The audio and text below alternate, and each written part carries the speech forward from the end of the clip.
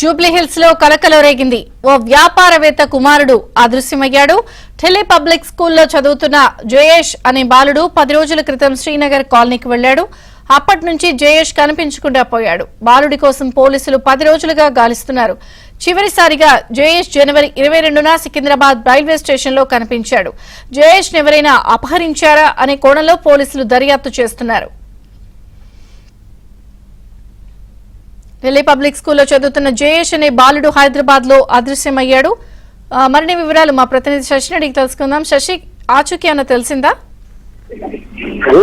వ్యాపారవేత్త కుమారుడు అదృశ్యమయ్యాడు. గత 10 రోజుల నుంచి కూడా ఆ బాలుడు ఆచూకీ ప్రశ్న కల్పించడం లేదు. అయితే ఇప్పటికే పోలీసులకు ఫిర్యాదు చేసినటువంటి నేపథ్యంలో పోలీసులు కూడా ముమ్మరంగా తనిఖీలు కొనసాగిస్తున్నటువంటి సందర్భం అయితే ఉంది. బాలుడు ఆచూకీ కోసం ఇప్పటికే ప్రయత్నాలు కూడా కొనసాగిస్తూ ఉన్నారు. శ్రీనగర్ కాలనీకి వెళ్లి వస్తారంటూ కూడా బాలుడు ఇంట్లో నుంచి బయటకు వెళ్ళినట్టుగా కూడా తెలుస్తుంది. సో ఆ రోజు వెళ్ళినటువంటి బాలుడు ఇప్పటికీ కూడా తిరిగి రాకపోవడంతో ఆందోళన చెందినటువంటి తల్లిదండ్రులు పోలీసులకు ఫిర్యాదు చేశారు. అయితే జూబ్లీహిల్స్ నివాసం ఉంటాడు బాలుడి తండ్రి.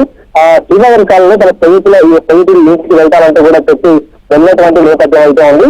శ్రీనగర్ కాలనీ సమీపంలో ఉండేటటువంటి చల్ల కంటి ఆసుపత్రి నుంచి అలాగే రిపోర్ట్లు తీసుకుని వస్తాను స్నేహితులను కలిసి అంటూ కూడా ఇంటి నుంచి బయటికి వెళ్ళాడు. సో అప్పటి నుంచి కూడా తిరిగి రాలేదు. ఈ సమయంలో పోలీసులు గాలింపు చేపడతారు లేకపోతే ఆసక్తి కోసం తెలిసినటువంటి ప్రయత్నంలో భాగంగా చివరిసారిగా జనవరి 26వ తేదీన బాలుడికి సంబంధించినటువంటి ఆసక్తి సికింద్రాబాద్ లో కనిపించినట్టుగా తెలుస్తుంది. అక్కడ సీసీటీవీ ఫుటేజ్లు అతనికి సంబంధించినటువంటి విజువల్ రికార్డ్ అనేది కూడా తెలుస్తుంది. సో మొత్తానికి మాత్రం బాలుని ఎవరైనా కిడ్నాప్ చేశారా లేకపోతే స్వయంగా బాలుడు ఎక్కడికైనా వెళ్ళిపోయాడా అన్న అంశాల గురించి కూడా పోలీసులు ముమ్మరంగా ఇప్పటికే దర్యాప్తు కూడా కొనసాగిస్తూ ఉన్నారు.